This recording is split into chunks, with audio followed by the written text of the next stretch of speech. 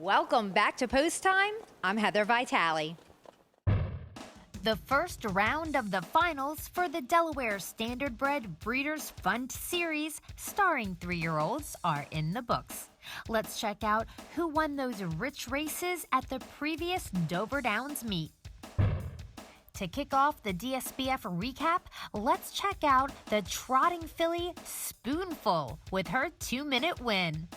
At the top of the stretch, Spoonful turns home, leading by about 2.5, 3 lengths. Go Senorita moves into second, coming toward the wire. It's Spoonful with Go Senorita on the outside. Black Magic Mist into third. Here's the wire. Spoonful just holds on over Go Senorita. Third was Black Magic Mist in 2 minutes. Driven by Jim Morand and bred by Winback Farm, Spoonful wins by a neck for owners Nanacoke Racing Incorporated and Delbert Kane.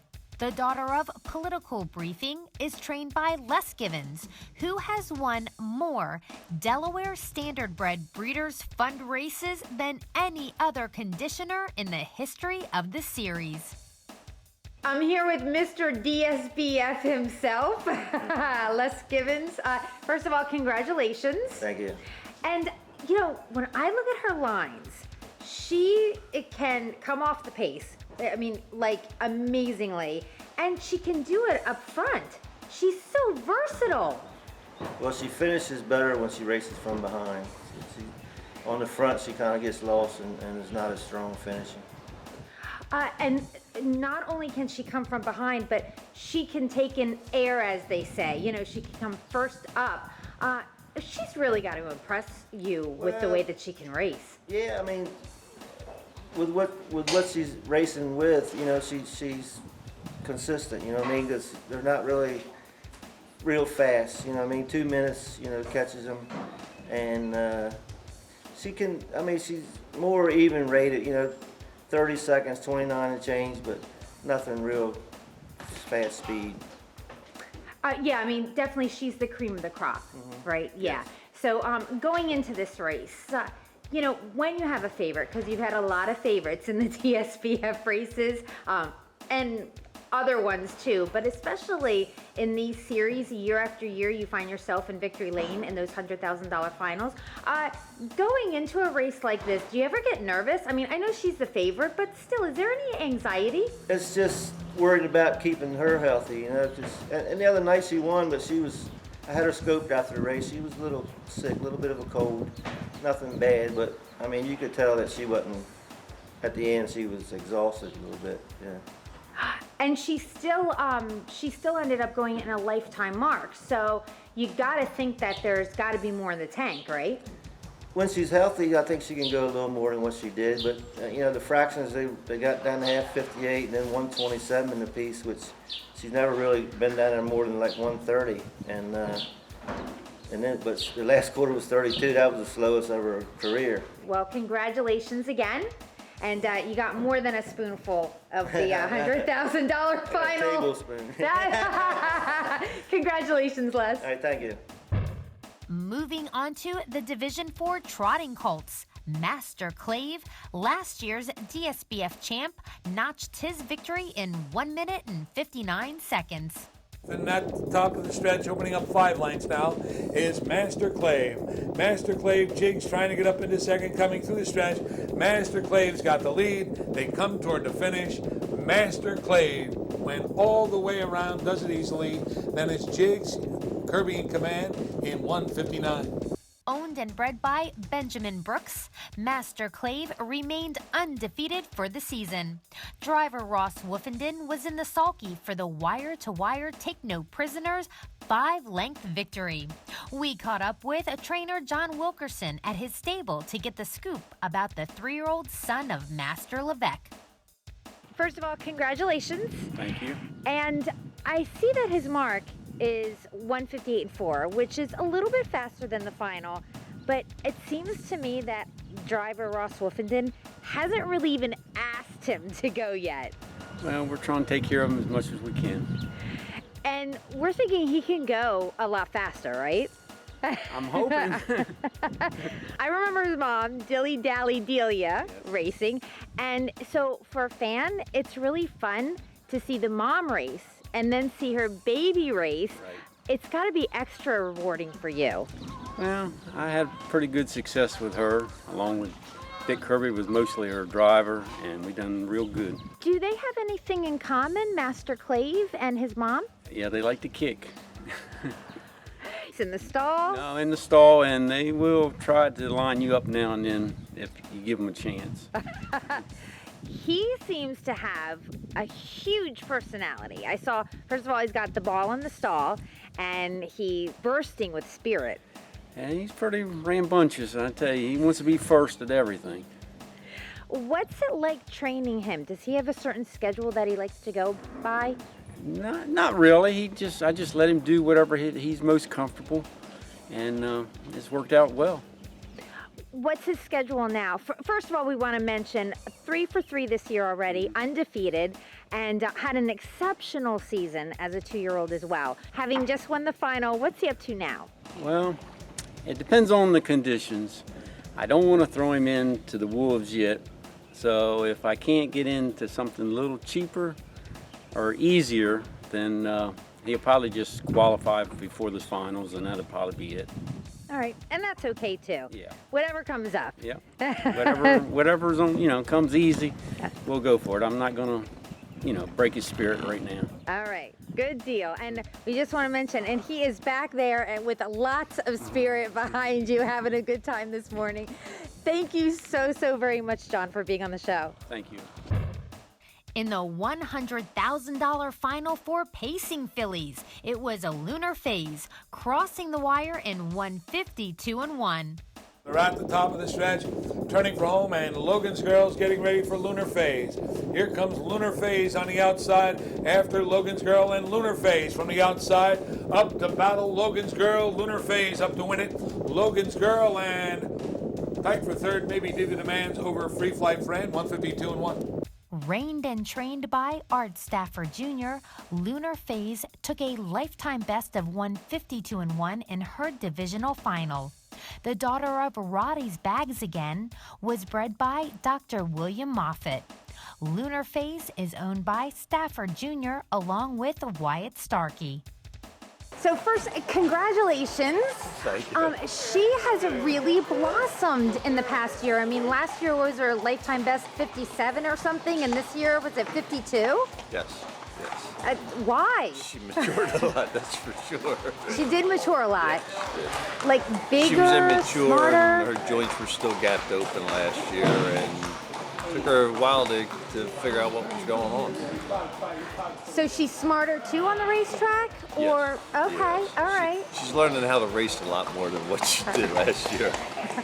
Yeah, she's really been impressive this year. So you did so well in the first round for the DSBFs. What about the second round when you come to Harrington? What's she like on a half? Second round, I'm guessing she's going to be all right because she does train on a half, but she's definitely going to have to work at it, that's for sure. Because she is a bigger filly. Okay. What's she like around the barn personality-wise?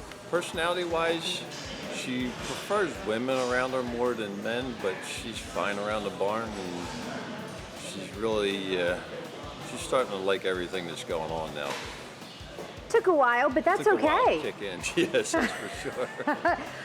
Well, you talked about she likes to be around women. I can only assume that your wife, Stacy, spoils her. I mean, I see Pretty her much. kissing her in the winner's circle, and really, Stacy is so grateful, right, for all the success.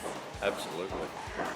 So tell me about Mr. Starkey, because I don't know him, but I know you have a partnership with him. Tell me about him. How did that come about? Yes, we've had horses off and on through the years here, probably the last 7, 8 years. We've had some success, and Mr. Starkey, he's been around horses pretty much his whole life. Grew up on the farm and has retired messing with horses, and he's always had horses all along, but we've had good success together, that's for sure. Oh yeah, definitely. And you know in Hollywood where there's like that actor who's like the it guy? You are kind of like the it guy right now. You have been absolutely on fire lately. What's up? Just driving good horses, I guess you could say. And without the good horsepower, it's hard to drive to the finish line. Right, You know what I right. mean? All right, well, a lot of success to you at Harrington as well. You had an incredible Dover meet, so best of luck, and best of luck with Lunar Phase as well. Thank you very much. Finally, for the sophomore male pacers, we saw Bags to Riches scoring 151-4. And they're at the top of the stretch, turning around. Bags to Riches with a 3-length lead. Bags to Riches racing second down the inside. James Isaac. Then comes Ain't It Fun and Automatic Dragon coming on the outside. They come to the wire. Bags to Riches. James Isaac, Automatic Dragon. 151-4. Cutting the mile out with Tim Tetrick in the sulky, Bags to Riches scored for trainer Jason Skinner.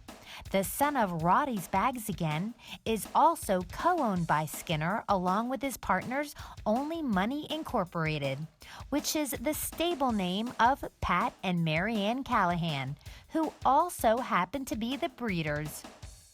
So Bags to Riches, you guys are very familiar with his family. Yes. Tell me about his breeding, about his mom, and how all that came about with hooking him up with Roddy's Bags Again. Okay, we bought his mother as a yearling, and she had an accident when she was coming home from the sale, fell off the trailer, and fractured her pelvis.